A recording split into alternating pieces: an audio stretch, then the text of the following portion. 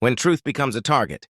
In defense of Norman Arendse and the ethics of one's statement, it is now public that Norman Arendse, the evidence leader of Parliament's ad hoc committee on the PKTT matter, has become the latest target of Julius Malema's political theater.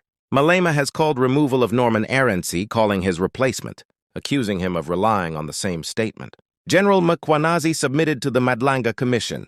Behind the insult lies a profound question, not of politics, but of ethics.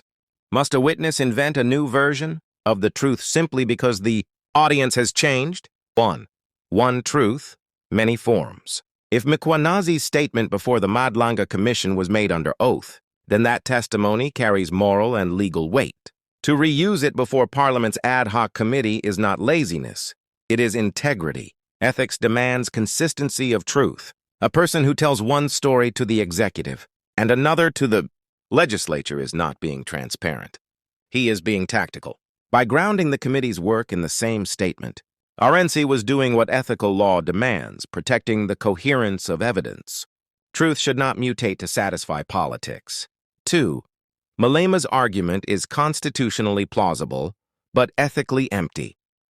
Malema's claim that Parliament and the Nhlanhla Commission are separate arms of state, and therefore need separate statements, is legally tidy but morally hollow. The separation of powers is not a separation of truth. Ethics does not recognize executive truth versus legislative truth. If a statement was made in good faith, verified and signed under oath, it belongs to the nation, yet not to one institution's filing cabinet. 3. The real attack, ethics itself.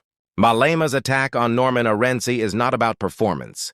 It is about principle. Arendse represents the kind of lawyer South Africa desperately needs, one who marries law with conscience and refuses to bend truth for political applause. He is being attacked not because he failed in law, but because he succeeded in ethics. And in a country drowning in spin, manipulation, and selective memory, ethics has become the new enemy. 4.